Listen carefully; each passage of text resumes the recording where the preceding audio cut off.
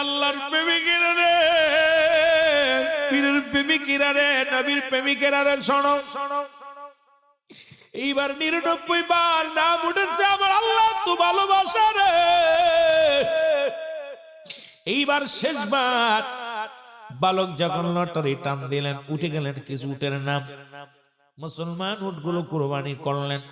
Abdul Muttalib মুসলমান কুরবানি করলেন, মানত পুরা করলেন, মানতটা দিয়ে দিলেন। এবার আব্দুল্লাহ, মক্কা মদিনার নারীরা আব্দুল্লাহর জন্য পাগল। সব মেয়েরা বলে, আব্দুল্লাহ রে, আব্দুল্লাহ তোমার প্রেমে আমি পাগল। আব্দুল্লাহ কয়, মেয়েরা রে, তোদের কি লজ্জা শরম নাই? আমার জন্য এত পাগল কেন?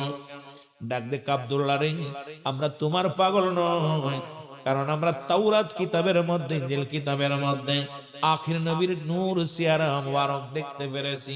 আখির নবীর বাবা কেমন হবে? আখির নবীর বাবা, আখির নবীর নূর মুবারক। হে আব্দুল্লাহ, তোমার কপালের মধ্যে আখির নবীর নূর আমরা পেয়েছি। আমরা তোমার জন্য পাগল নয় রে আব্দুল্লাহ, কারণ আমরা আখিরি নবীর পাগল। জোরে বলেন মারহাবা। আমার বন্ধুগণ, আমার আব্দুল্লাহ লুকিয়ে রইলেন। এদিকে আব্দুল মুত্তালিব চলে গেলেন। বাল্যবন্ধু মুসলমান, শোনো, আব্দুল ওহাবের বাড়িতে। আব্দুল ওহাবকে ডাক দিয়ে বলে, আব্দুল ওহাব রে, ও আব্দুল ওহাব, আরে ছেলে নিয়ে বড় বিপদের মধ্যে আছি। সব ছেলে শাদী করেছে, ছোট ছেলের শাদী করাইতে পারি নাই। গ্রামের মেয়েরা পাগলের মতো ঝাঁকে ঝাঁকে আসে, সবাই বিয়ের পায়গাম নিয়ে আসেন। আব্দুল্লাহ, ও ওহাব, আব্দুল ওহাব, ছোট্টবেলা কথা দিছিলাম তোমার মেয়ের সঙ্গে আমার ছেলের বিবাহ করাইব। তোমার মেয়ে কি বড় হয়েছে? আব্দুল ওহাব কয়, ও আব্দুল মুত্তালিব, তুমি শুনে নাও, কারণ আমি আমার মেয়েকে তোমার ছেলের জন্য সযত্নে রেখে দিছি। কারণ এই পৃথিবীর মধ্যে 5টা গুণের গুণান্বিত আছে আমার মেয়ের ভিতরে। যুবক শুনে নাও, নবীর আব্বা, নবীর মা যিনি, ও যুবক, মা আমেনার ভিতরে 5টা গুণ ছিল, যা পৃথিবীর মধ্যে এখন আপনাদের জানপুরের জমিনে আছে কি জানি না। ও যুবকেরা শোনো, তার ভিতরে 1 নাম্বার, এই 5টা গুণের নারী দেখে বিয়ে করবেন। 5টা গুণের নারী যদি না পান, বিয়ে করবেন না, কারণ এই মেয়ে বিয়ে করে কোনোদিন শান্তি পাবেন না, জীবনেও শান্তিতে থাকতে পারবেন না। নাম্বার 1, আমার বাবারা আমার শুনে না, নাম্বার 1 গুণ হলো সতীত্বর আমানতদারি। আমার দেশে এখন এই ফরিদপুরের জমিনে এগুলো পাওয়া বড় দুষ্কার। জানপুরের জমিনে পাবো বলে আমার বিশ্বাস হয় না। যদিও বাবা 5টা গুণের নারী, ভালো করে লেখে নেন। আজকে মামাতো ভাই, খালাতো ভাই, ফুফাতো ভাই সর্বনাশ করে দেয়, সতীত্বর সর্বনাশ। 1 নাম্বার হলো সতীত্বর আমানতদারি নারী। এই পৃথিবীর মধ্যে একমাত্র স্বামী স্ত্রী ব্যতীত আর কোথাও যায় না সতীত্বর আমানতদারি নারী। 2 নাম্বার হলো আমলদারি নারী। ও যুবক, ভালো করে লেখে নে, শরীয়তের মৌলবীরা, তরিকাতের আলেমরা শোনো। 2 নাম্বার হলো আমলদারি নারী। 3 নাম্বার হলো মুসলমান পর্দাশীলতা নারী। আজকে নামাজ যেমন ফরজ, পর্দাও তেমনি ফরজ। আজকে মুসলমান পর্দা নাই, পর্দা নাই। পর্দা বাংলাদেশ থেকে উঠে গেছে, আর খালি আত্মসিদ্ধর নাম দিয়ে দোহাই দিতেছি, কিন্তু একটা বাড়ির মধ্যে পর্দা নাই। মুসলমান শুনে নাও, বলতেছিলাম 2 নাম্বার হলো আমলদারি নারী, আমলদারি, আমল নাই। 3 নাম্বার গেল। 4 নাম্বার হলো রূপবতী, গুণবতী মেয়ে। এই পৃথিবীর মধ্যে গুণবতী মেয়ে যদি বিয়ে করেন, জীবনেও কোনোদিন আপনাকে কষ্ট দিবে না। জীবনেও সারা জীবন যদি স্বামীর সোহাগ না পায়, জীবনে কোনোদিন কারোর কাছে মুখ খুলবে না। কারণ বাবা মার মুখের দিকে তাকাইয়া, ইসলামের দিকে তাকাইয়া সারা জীবন মাটি করে দিবে। জীবনেও কোনোদিন স্বামীর দুর্নাম দিবে না। আজকে পরক্রিয়ার পিছনে একটা দায়ী হলো আমাদের গুণবতী নারী পাই না। কারণ আমরা এখন সুন্দরীর চামড়া দেখে, সুন্দর চামড়া দেখে ভুলে যায়। এ যুবক, এই সুন্দরী চামড়া দেখার কারণে আজকে জাতি শেষ, আজকে জাতি শেষ। আমার কেবলাজান হুজুরের বাণী আমার বারবার মনে পড়ে যায়। হুজুর বলতো, বর্ষ তোমার বাবারে খাইছে, তোমারে খাবে, তোমার দাদারে খাইছে, বাবা ওই দাঁত মানিক থেকে সাবধান। আমার পীর কিন্তু এমনি বলে না, বাবা হুঁশিয়ার, হুঁশিয়ার। কারণ আদম আলাইহিস সালামকে জান্নাত থেকে বিতাড়িত করার পিছে ওই নারী জাতি। আজকে নারীদের ছলনায় যারা পড়বে তারাই শেষ হয়ে যাবে। আর যুবকরা তো নাই, ওয়া শুনবো কারে বাবা, বড় কষ্ট লাগে। এলাকার যুবকগুলো হয়তো মারা গেছে, ওদের ওয়াজ করব কি? মন চায় যুবক বক্তা আনছেন, কিছু কথা বলবো, কিন্তু বলবো কারে? মরা ফুলাফানরে কি বলবো? ও যুবক শুনে নাও, 4 নাম্বার 5 নাম্বার হলো এ মুসলমান 4 নাম্বার গুণ, এই 4টা গুণ অবশ্যই দেখবেন। বিয়ে করার আগে 1 নাম্বার গুণ হলো সতীত্বর আমানতদারি, 2 নাম্বার হলো আমলদারি নারী, 3 নাম্বার হলো মুসলমান শুনে নাও পর্দাশীলতা নারী, 4 নাম্বার হলো গুণবতী রূপবতী নারী, 5 নাম্বার হলো ওই নারী যে নারীর বাবা মা আদর্শবান বাবা মা। কারণ আজকে প্রতিজ্ঞা করব, যারা মদ খায় তাদের মেয়ে বিয়ে করব না, যারা গাঁজা খায় তাদের মেয়ে বিয়ে করব না, যারা মুসলমান কি দুনিয়ার মধ্যে সুদ ঘুষের সঙ্গে জড়িত এদের মেয়ে বিয়ে করব না। এ যুবক প্রতিজ্ঞা করবি, প্রয়োজন হলে রিকশা চালকের মেয়ে বিয়ে কর, ভ্যান চালকের মেয়ে বিয়ে কর, কোন গাঁজাখোর মদখোরের মেয়ে বিয়ে করবি না, কোন মুসলমান সুদখোরের মেয়ে বিয়ে করবি না। মুসলমান বিড়িখোর, গাঁজাখোর, মদখোর এদের থেকে যদি ফিরতে হয়, যদিও আমি দরবার শরীফে আলেম, আমার অনেক জাকের ভাই কষ্ট পাবে যখন বিড়ি খাওয়ার কথা বলবো। শুনে নাও, কারণ পীরের খাসলাত যদি তোমার ভিতরে না থাকে, তোমার মতো মুরিদের সঙ্গে আমার সম্পর্ক থাকতে পারে না। জোরে বলেন ঠিক কিনা? কষ্ট পাও, কিছু আসে যায় না, কারণ আমার পীরের ছিল রাসূলুল্লাহর আদর্শিত, নবীর গুণাগুণান্বিত ছিল আমার পীর কেবলা জান। আর তোমাদের চরিত্রের কারণে আমার পীরের সুনাম হয়, দুর্নাম হয়, এটা আমি মানতে পারবো না। খোদার কসম আমার পীরও আপনাকে মেনে নিবে না, কারণ পীরের খাসলাত যদি আপনার ভিতরে না থাকে, ওই পীর আপনাকে চিনবে না, ওই পীরও আপনাকে চিনবে না, মুরিদ বলে স্বীকার করবে না।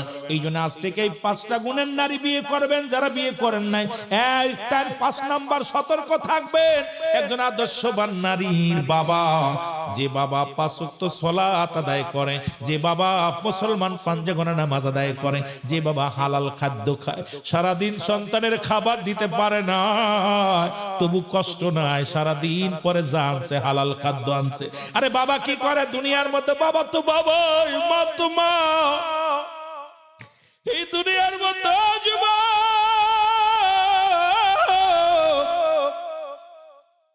ওই আব্দুল্লাহ ইবনে মুবারক যেমনি সন্তানের কান্না সহ্য করতে পারে না, ওয়াজ মনে রাখবেন কই থেকে কই যায়।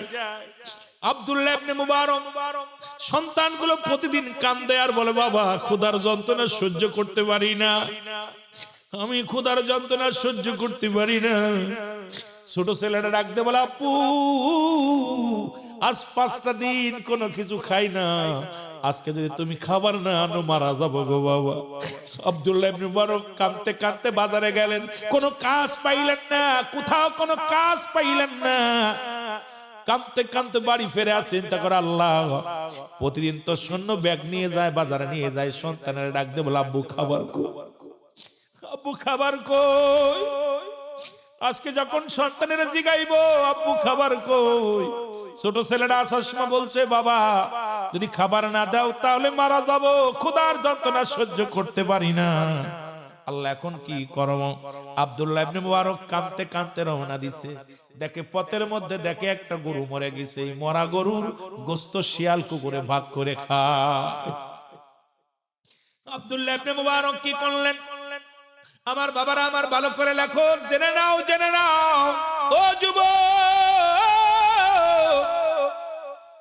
গভীর মনোযোগ। উনি ওই কুকুর শিয়াল তারা দিয়া একটু গোশত কেটে নিয়ে আসলেন, এটা সন্তানদের বিবিরে কয়ে, বিবিরে রান্না করে দাও, মরা গরুর গোশত রান্না করে খাইলেন। আমার বাবারা আমার শুনে নাও, এইবার গোশত রান্না করে খাইলেন। ওদিকে মুসলমান আমার বাবারা আমার শুনে নাও, ওই আব্দুল্লাহ ইবনে মুবারক, এই যে নামটা বললাম, আরেকজনের নাম আব্দুল্লাহ মুবারক, একজনের নাম আব্দুল্লাহ মুবারক, আরেকজনের নাম মুবারক। এর ছেলে রাস্তা দিয়ে যাইতেছিল স্কুলে, গোশতের বাসনা পাইলেন, বাসনা পাইয়া চলে গেলেন, যা বলে, ভাইরে আপনাদের বাড়ি কি গোশত আনছে? কয় হ। রান্না করছে? কয় হ। একটু খাবার দেন? কয় না। কেন দিবেন না? কয় কেন দেব না, কারণ গোশত দিবেন না। কানতে কান্তুনি বাড়ি চলে গেলেন। বাড়ি যে মুবারক প্রতি বছর মদিনা হজ করতে যায়, প্রতি বছর রাসূলুল্লাহ রওজা জিয়ারত করতে যায়। ছেলে ডাক দে বলে, আপু গো আমার গোশত পরানে চায়, আমারে গোশত দাও। ডাক দে বলে, বাবা গোশত খাবি? কি হয়েছে? বলে, আব্বা জান আমি মক্তব থেকে আসতেছিলাম, পাশের বাড়ি দেখি গোশত পাকাইতেছে। ও মুসলমান শুনে নাও, পাশের বাড়ি গোস্ত পাকাইতেছে, গ্রান বাইর হয়েছে। এখন আমি তো গ্রান সহ্য করতে পারি না, কিন্তু চাইলাম ওরা দেয় নাই। সঙ্গে সঙ্গে কয় বাবা দাঁড়াও আমি দেখে আসি। উনি চলে গেলেন, যা ডাক দে বলে ভাই সালাম দিলেন, আসসালামু আলাইকুম আলাল বাইত। ও ভাই তোমাদের বাড়ি কি কোনো গোস্ত আনা হয়েছে? কয় হ্যাঁ। গোস্ত পাকানো হয়েছে? বলে হ্যাঁ। গোস্ত কি তোমরা আমার ছেলে কে ছিল? বলে হ্যাঁ। ছেলে গোস্ত চাইছিল? বলে হ্যাঁ। দেন নাই কেন? কয় দিই নাই। ডাক দে কয় ভাই মোবারক রে, আমি কেন গোস্ত দিই না এটা জবাব আমি কেমনে দিব? আমি আপনারে কেমনে দিব? ও ভাই আজ 1 সপ্তাহ হলো আমার ঘরের মধ্যে কোন চুলা জ্বলে না, সন্তানেরা ক্ষুধার যন্ত্রণায় ছটফট করে। ছোট ছেলে কান্দে, বড় ছেলে কান্দে, মেয়েগুলো কান্দে, ক্ষুধার যন্ত্রণায় কান্দে। আমি বাবা হয়ে সহ্য করতে পারি না। আমি বাবা ওই সন্তানের কান্না, ওই সন্তানের চোখের পানি রে আমি সহ্য করতে পারি না। আজকে আসার সময় দেখি রে মরা গরু পড়ে আছে, কুকুর শেলে ভাগ করে খায়। আমি একটু গোস্ত কাটিয়ে আনি আমার সন্তানদের রান্না করে দিছি। আমি এই জন্য দিই না। আপনি ধনী মানুষ, এই জন্য আপনারে দিই নাই, আপনার ছেলের দিই নাই। আব্দুল্লাহ ইবনে মুবারক ডাকতে বলে ভাই দাঁড়াও। আরে আল্লাহর দরবারে আমি কি জবাব দিব? প্রতিবেশীর হক আদায় করতে পারি নাই। আজকে আমার দেশে এমনও পীর আছে যারা আত্মশীর বিরোধিতা করে। দেখেছি বাবা, এক তাবুর ভিতর গরুর গোস্ত পাকায়, এক তাবুর ভিতরে মুসলমান ভুনা খিচুড়ি, এক তাবুর ভিতরে বিরিয়ানি, আর এক তাবুর ভিতরে মুসলমান এই গরু মুরগি দিয়া খায়, আর এক তাবুর ভিতরে মুসলমান ডিম খায়। এমন একটা দরবারের মুরিদ হইলাম, ধনী গরিব সবার জন্য সমান খাবার। জোরে জোরে চিল্লায় বলেন ঠিক কিনা? ওরে আতের শীতে ফুটছে নবীন ফুল, বলো আতের শীতে ফুটছে রঙিন ফুল। ওরে ফুলের গন্ধে সারা বিশ্ব, ফুলের গন্ধে সারা বিশ্ব হইয়া সেবাইয়া কুলাতের শীতে ফুটছে গোলাপ ফুল, বলো আটের শীতে ফুটছে নূরের ফুল, বলো আটের শীতে ফুটছে নূরের। ওরে নবীর প্রেমের প্রেমিক হইয়া, নবীর প্রেমের প্রেমিক হইয়া আইয়া করলো জাতি পাগল। আর নবীর প্রেমে পাগল হইয়া, নবীর প্রেমে পাগল হইয়া জাতি করলো যে বেকুল। আটের শীতে ফুটছে রঙিন ফুল, বলো আটের শীতে ফুটছে গোলাপ ফুল। জোরে বলো মারহাবা। কত ফিট দেখলাম, এক তাবুর ভিতরে খিচুড়ি, আর এক তাবুর ভিতরে বোনা খিচুড়ি, আর এক তাবুর ভিতরে বিরিয়ানি, আর এক তাবুর ভিতরে মুরগি পোলাও। আর দরবার শরীফে কোনো তাবু নাই, সব ঢোলা। আরে ভাই এমন পীর কয়জন পাবি দুনিয়ার মধ্যে? ধনির বিছনার উপর দিয়ে পাড়ায় চলে যায়, কেউ কথা বলে না। আপনাদের বিছনার উপর দিয়ে কত মানুষ পাড়ায়, গার পর দিয়ে পাড়ায় চলে যায়, পায়ে পাড়া লাগে, গায়ে কোনোদিন ধমক দেয়? কেউ ধমক দেয় না। এই মানুষগুলো রে কত টাকাওয়ালা বাড়িওয়ালা আইয়া দরবারে ঘোরাঘুরি করে। নিজের ভাবি, চিন্তা করি আমার যে দরবারের বক্তব্য পেয়ে আমি জীবনে ধন্য মনে করি। কারণ আমার মতো কত আলেম দরবার শরীফে গোবর ফেলানোর সুযোগ পাইনি। আমার চাইতে বড় বড় আলেম ওই দরবারে জারুদার শিবিরে রাখে না, কিন্তু আমার মতো ক্ষুদ্র গোলাপ কপাল গুনে ভাগ্য গুনে এমন পীর পাইছি, ভাগ্য গুনে পাইছি। আপনারা বুঝবেন না, এগুলো দাঁত থাকতে দাঁতের মর্ম বুঝবেন না, যখন দাঁত থাকবে না তখন মর্ম বুঝবেন। আজকে আমার পীর কেবলা যেন একসময় বলে গেছে, বাবা এমন একটা সময় আসবে পঙ্গপালের মতো ছুটে আসবে মানুষ, মাথা এরকম ঠুকাইবে ওয়ালে বয়া বয়া। বাবা সেদিন আমি থাকবো না শরিয়াতে, সেদিন আমার ওরা আয়া বুঝবে, ওদের ভুল বুঝতে পারবে, তখন আয়া কাঁদবে। কেঁদে লাভ হবে কি বাবা? তখন তো কাঁদবে। তো আমি এমন একটা পীর আমরা পাইলাম যে যিনি এই জামানার মহাকামেল, কামেলে মোকাম্মেল, যুগ শ্রেষ্ঠ কামেল, যার চেহারা দেখলে নবীজির কথা মনে পড়তো, যার খোদা তৃষ্ণা ছিল মুরিদি, যারা হার ছিল মুরিদি, সারা জীবন মুরিদি মুরিদি বলে কাটাইলেন। এমন পীর কয়জন পাবেন দুনিয়ার মধ্যে? কত পীর দেখলাম। ও বাংলাদেশে আমার নানারা পীর, আমার আর এক চাচারা পীর, আমার বংশের ভিতরে পীর আছে, এই পীর গুলোও দেখছি। কিন্তু এমন পীর এই বান্ধব, দয়াল বান্ধব, এমন দরদি বান্ধব আমার জীবনে পাই নাই, যার মুখের দিকে তাকাইলে শুধু মন চাইতো দেখতে। জোরে বলেন ঠিক কিনা? আমার ভাইরা, আমার বন্ধুরা, আমার আব্দুল্লাহ ইবনে মুবারক একদরি বাড়ি গেল। বাড়ি যাইয়া বিবিরে ডাক দে, কয় বিবি তাড়াতাড়ি চাউল দাও, ডাউল দাও, কারণ আমি প্রতি বছর হজ করি, মদিনায় যাই। আরে আমার বাবার বাড়ি থেকে খানা নিয়ে প্রায় 300 ঘর খাইতো। আজকে তারাও চিনল না, কারণ যাদের দেখেছি আমরা ছাত্র জীবনে, ওই না বালতি নিয়ে হাতে করে খাবার খাইতো। আমি যদিও তাদের খোঁটা দিতেছি না, তাদের বিরোধিতা করতেছি না, তারাও এখন অনেকেই বিরোধিতা করে। চিনলি না এমন মানুষ, চিনলি না রে, যিনি জীবনটা কুরবানি করলেন এই জমিনের মধ্যে এসে তোদেরকে খাওয়াইলো, নিজে না খেয়ে জীবনে খাইলো। জীবনে পেটটি ভরে আমার দয়াল খাই নাই, আমার দয়াল জীবনে আরামে ঘুমায় নাই, আমার দয়াল জীবনে শুধু মুড়িদি মুড়িদি মুড়ি কাটাইলেন। প্রতিবেশী 300 ঘর, আমি যখন ছাত্র বিশ্ব জাকের মঞ্জিলে 300 ঘর খানা নিয়ে যেত। আজকে তারাও দেখি আমার দয়ালের সঙ্গে বিদ্রোহী করে, কারণ এই কপাল পুরারে আজকে তুমি পৃথিবীর মধ্যে টাকাওয়ালা হইছো, বাড়িওয়ালা হইছো, কিন্তু দয়ালের নজর থেকে যদি দূরে চলে যাও, খোদার কসম করে বলি, পীর মুরিদি করে এত সহজ না, এত সহজ না। পীরের কাছে মুরিদ হয় এত সহজ না। এ মুসলমান নিজেদের সারেন্ডার না করতে পারো, আমি তো দূর করতে না পারো, তোমার পীরগিরি থাকবে, মুরিদগিরি থাকবে না। এই জন্য বাবা আমি আপনাদেরকে কি বুঝাইবো, দয়াল কি করলেন আমার বাজানেরা। আব্দুল্লাহ ইবনে মুবারক উনি কি করলেন, বাড়ি যায় ডাউল চাউল নিয়ে চলে আসলেন। আসিয়া কয়, ভাই নাও, আমি এবার মদিনায় যাব না, হজ করতে যাব না, কারণ এই নাও, এগুলো তোমরা খাও, তোমার সন্তানদের খাওয়াও, আর আমার জন্য মাফ করে দিও, কারণ তুমি প্রতিবেশী, তোমার খোঁজ নিতে পারি নাই। আটপশির হুজুর যখন হজ করতে যাবে, অনেকে কয় হজ করে নাই। আমার দয়ালের ইতিহাস তো জানো না, আমার দয়াল যখন এই জমিনের মধ্যে আসলেন, তখন আমার 3 জন মাত্র মুসল্লি। কিবলা জান হুজুর তিলে তিলে সম্পদের পাহাড় করলেন। আজকে বলেন হুজুর যাই নাই, হজে যাই নাই, আমার হুজুরের আছে কি রে মুসলমান? হুজুর জীবন দশায় 350 বিঘে সম্পদ যা রেখে গেছিল মুসলমান, সবই উম্মতি মুহাম্মাদের নামে। আমার বাবারা, আমার কিবলা জান হুজুর জীবন দশায় যত জমা জমি বাড়ি গাড়ি যা করে গেছে, নিজের নামে একটু কানাকড়ি করেন নাই, সবই তো আপনাদের সম্পদ, মুষ্টি চাউলের খেদমত।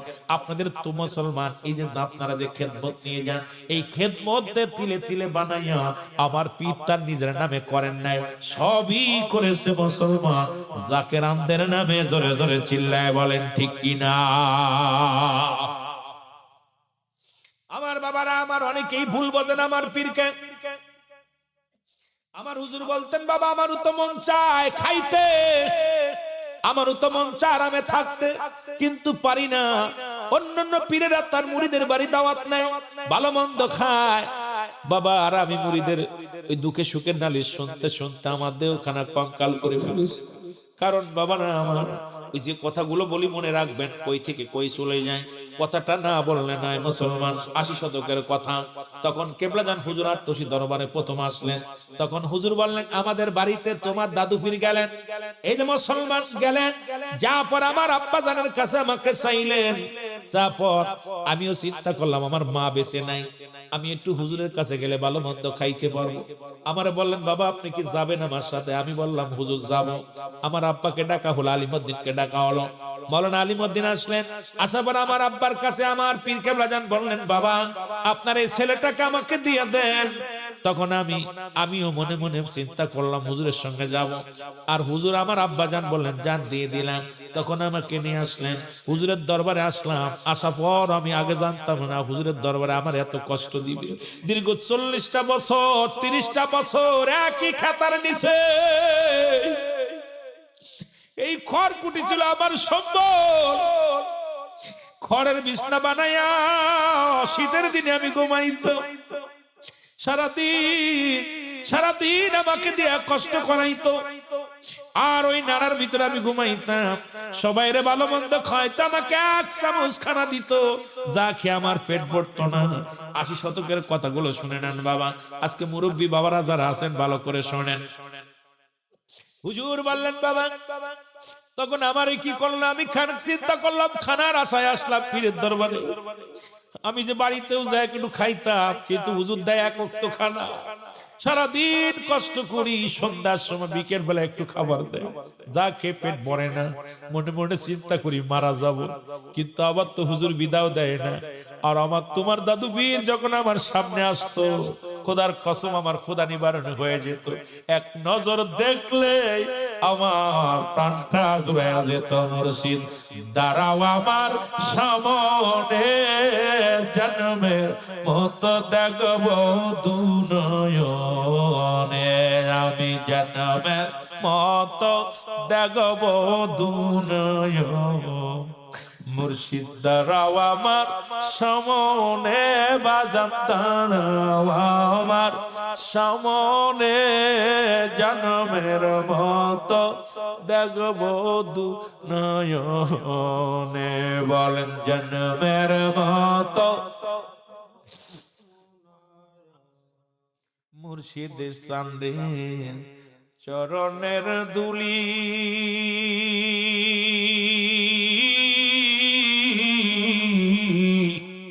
এই আশেকে মাখি গো বাজান সুরমাজে বলি, এই আশেকে ব্যবহার করি বাজান সুরমাজে বলি। ওই চরণের রাইখো আমার, ওই চরণে রাইখো আমার, ঠাই দিও তোর কদমে, জন্মের মতো দেখবো দুনয়নে। মুর্শিদ দাঁড়াও আমার সামনে, বাজান দাঁড়াও আমার জন্মের মতো দেখবো দুনয়নে, আমি জন্মের মতো। এ দুনিয়ার মুসলমান,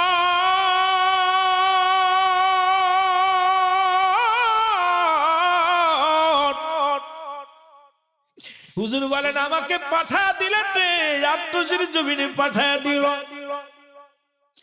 আমি যখন আসলাম, আসিয়া দেখি হিন্দু রাজ্য, এখানে নামাজ হয় না, আজানও হয় না। মুসলমান আমি এত বড় একাকার হয়ে গেলাম। দীর্ঘদিন থাকা পর আমার হুজুরের বাণীটা শুনে নেন আপনারা। আমার হুজুর বলেন বাবা, এই অবস্থায় দিন কাটাতে লাগলাম। হঠাৎ একদিন একটা টেলিগ্রাফ আসলো। এই টেলিগ্রাফ খুলে দেখি রে, আমার দয়াল বীর আর নাই রে। আমার হুজুর বলেন বাবা, আমি আমার মাকে হারাইছি, আমি এতিম হই না। আমি আমার বাবারে হারাইছি, এতিম হই না। যেদিন আমি আমার পীরকে হারাইয়া ফেলেছি, সেদিন এই দুনিয়ার মধ্যে বড় এতিম হয়ে গেছি। আমার ভাইরা, আমার বন্ধুরা, কেবলা জান হুজুর বললেন আমি রওনা দিলাম দরবার শরীফে। মুসলমান শুনে নাও, হুজুরের দাফন কাফন হলো। মুসলমান আমি তাকে শেষ বিদায় করে আসলাম।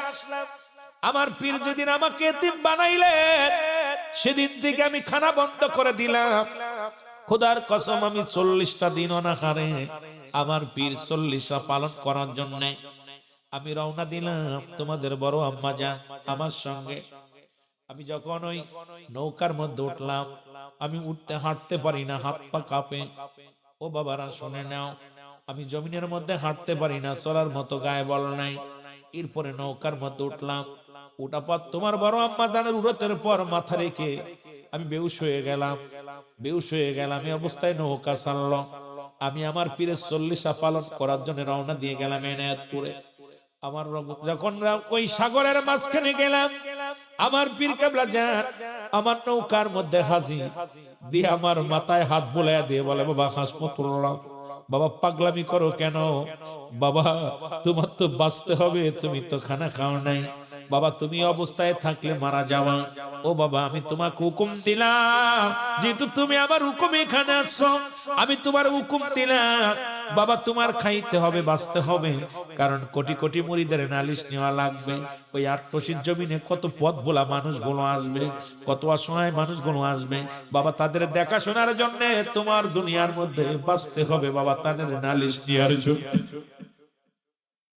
আমার পীর কেবলা জান বলেন বাবা, আমি গেলাম 40 পালন করে আসলাম তোমার আম্মা জানকে সঙ্গে নিয়ে, আমি 40 পালন করে আসলাম।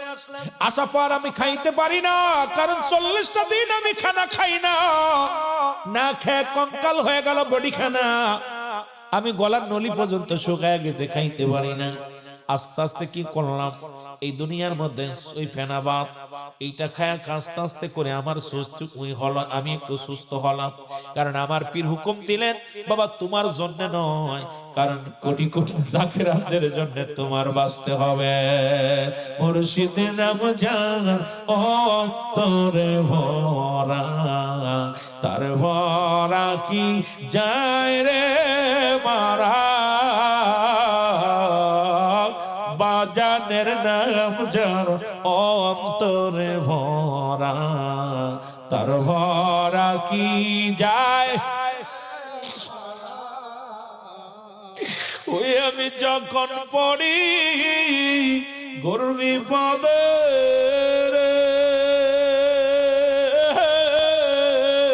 আমি যখন পড়ি গরুর বিপদে, আমার দয়াল বাবা সামনে খানা, মুর্শিদ নাম যার অন্তরে ভরা, তার ভরা কি যায় রে মারা, বাবার নাম যার অন্তরে ভরা, তার ভরা কি। পরেতে চৈতন্য মুর্শিদ নাম ছিল মহা মন্ত্র রে, আমার পারেতে চৈতন্য মুর্শিদ নাম ছিল মহা মন্ত্র রে, ও সে পার করে না আমার ভরা রে,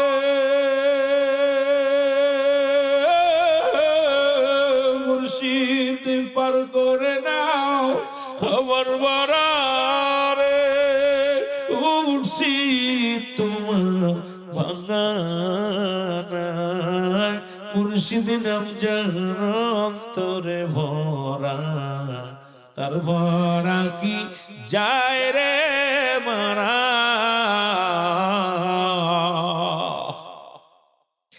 এ দুনিয়ার মুসলমান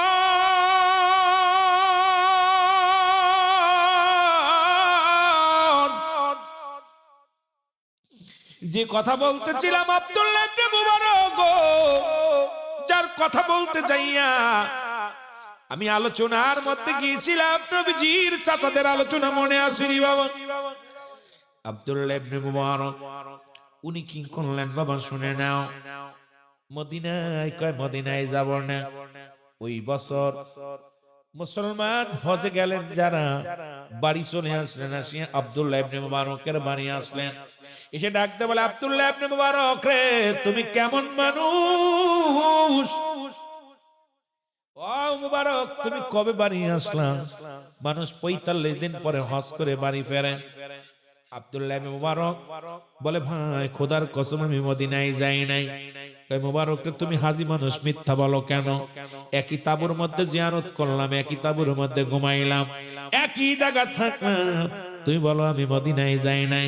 আব্দুল্লাহ ইবনে মুবারক ডাক দে কয় ভাই খোদার কসম করে বলি আমি বছর মক্কা মদিনায় হজ করতে যাই নাই। ও যুবক বন্ধুরা শোনো, এরে রব্বে কারিমের হামদে ডাকতে কয় মুবারক শোনো গো, তোমার খেদমত আমি আল্লাহ এত পরিমাণ কবুল করেছি, শোনো শোনো ওই অসহায় মানুষের খাবার দান করেছো, এই কারণে রে মুবারক এই বছর মক্কা মদিনায় যত হাজিরা হজ করতে গেছে সবার হজ তোমার ওসিলায় আমি রব্বে কারিমে কবুল করে নিছি। জোরে বলেন মারহাবা। তোমারে সাজাইয়া ও মুবারক তোমারে বানাইয়া আমি মক্কা মদিনার অলিগলির মধ্যে ঘোরাইছি, মক্কা মদিনার জমিনের মধ্যে ঘোরাইছি, তোমার সফর সঙ্গীদের দেখাইছি রে মুবারক। সুতরাং মুবারক রে আমার বাবারা, আমার সেই ইনসাফ ছিল আমার পীর কেবলা জান জীবনে জীবনে খাইলেন না, কত অসহায় মানুষের খাওয়ানোর জন্য আমার পীর কেবলা জান জীবনটারেও কোরবানি করে দিলেন।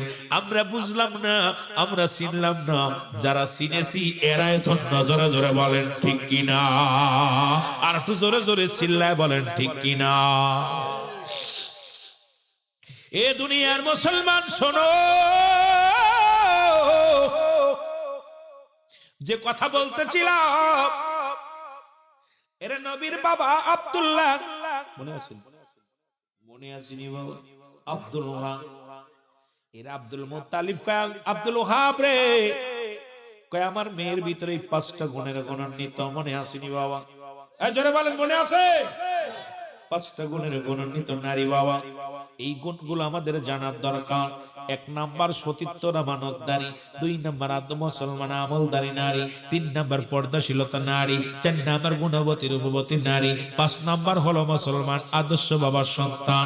এই দুনিয়ার মধ্যে মুসলমান ধন ভান্ডার বা ভালো একজন আদর্শবান বাবার মায়েরাও শুনে নাও, ডাক দে বলে আব্দুল ওহাব রে,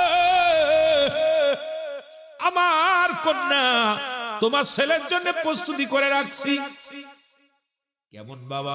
আমাদের ছেলেরা তো এখন মেয়ের হাত ধরে নিয়ে টানতে নিয়ে আসে, কিন্তু নবীর বাবা বিয়ে করছে, নবীর বাবা আব্দুল মুত্তালিবের হুকুম নিয়ে গার্জিয়ান ছাড়া বিয়ে করে নাই। আমার বাবারা আমার শুনে নাও, আব্দুল মুত্তালিবকে ডাক দে বলে আব্দুল মুত্তালিব চিঠি লিখলেন কোথায় রে? আব্দুল্লাহ আমার বন্ধুর মেয়ে আমিনার সঙ্গে বিবাহ হবে, কারণ 5টা গুণের গুণান্বিত নারী পেয়ে গেছি, আয় আয়। আব্দুল্লাহ চলে গেলেন বধূ মুসলমান বর সাজিয়া, বিয়ে হয়ে গেল আব্দুল্লাহ, আব্দুল্লাহর সঙ্গে মা আমিনার বিয়ে হয়ে গেল। জোরে জোরে বলেন মারহাবা মারহাবা। বন্ধুগণ আমার শোনো গো, বিয়ে হয়ে গেল, আমার নবীর মাম্মা জান ডাক দিয়ে বলে দুনিয়ার মানুষ শোনো, খোদার কসম করে বলি শুনে নাও, আমি আমার রাসূল, আমি আমার স্বামীর ঘরে প্রবেশ করলাম, আমি দেখেছি আমার স্বামী যখন ঘরের মধ্যে আব্দুল্লাহর মুখের দিকে তাকায়, দেখি নূর মুবারক রে, আমি এমন পাগল হয়ে গেলাম। আব্দুল্লাহর মুখের দিকে যখন আমি তাকাইছি, তাকানোর সঙ্গে সঙ্গে আমার মনে হলো এই আব্দুল্লাহর কপাল থেকে নূরটা শিয়ে আমার গর্বের মধ্যে হাজির হয়ে গেছে। নূরে ঝলমল করে গো নবী সোনার মদিনা, বলো আল্লাহর নবী নূরের নবী, আল্লাহর নবী,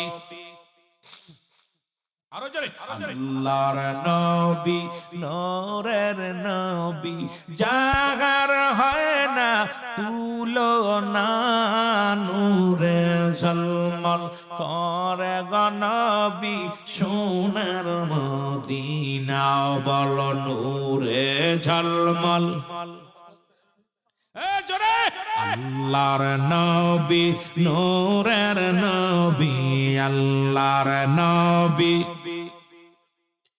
এর জাগার হয় না তুলনা, বলো জাগার হয় না তুলনা, নূরে ঝলমল করে গো নবী সোনার মদিনা, বলো নূরে ঝলমল। হাজি ভাইরা হজে যাইও, দেশে এসে কই কান্দিয়া গো, ও ভাই হাজি গনে হজে যাইও,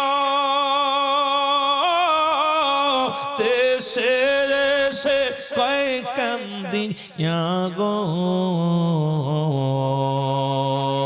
মক্কা মদিনা সুন্দর, মক্কা মদিনা সুন্দর যাহার হয় না তুলনা নূরে ঝলমল করে গনবী সোনার মদিনা বল নূরে ঝলমল আরো জোরে বলেন আল্লাহর নবী নূরের নবী আল্লাহর নবী বক্তারা যদি এরকম ঘোরাঘুরি করে অন্য মানুষ কি করবি এই বেটা চা কিরম ঘোরাঘুরি তোর আলেমরা যদি এরকম দনায় দনায় ঘুরে বেড়াস অন্য মানুষ কি করবে তোরা যদি চা খাইতে যাইছ ডুইস অন্য মানুষ কি করবে কি আদব শিখছস তরিকাতের প্রথম রাবাই হলো আদব বক্তা ওয়াজ করে চা খেলে আবডালি খাবি দোকানদার বন্ধ করেন এখন আর একদম বন্ধ করেন ভাই জীবনে ব্যবসা আজরাইল যে কোনো মতো চলে আছে কত টাকাওয়ালা বাড়িওয়ালা কোটিপতি চলে গেছে ফকির হয়ে এনে আপনি মাহফিলে ডিস্টার্ব আর আমার বক্তাগুলোই প্রেসার আরে আহা কি অবস্থা নফস বন্ধ করো নফস আম্মারা কন্ট্রোল করো তরিকাতের জগৎ এত সহজ না তরিকা গ্রহণ এত দূর এত সহজ আহা আমরাই তো বলি দেখবা শুনবা বলবা না নারবা সারবা খাবা না এই নফসকে কন্ট্রোল করে এত সহজ চা খাইলে না এনে দিয়ে দেবে তোদের চা লাগলে এখানে হুকুম দিবে আনবে বিল আমি দিব প্রয়োজন হলে তোরা ওখানে দাঁড়া দাঁড়া খাবি কেন আল্লাহর নবী নূরের নবী আল্লাহর নবী ওরে জাহার হয় না তুলনা বল জাহার না নূরে ঝলমল করে গনবী সোনার মদিনা বল নূরে ঝলমল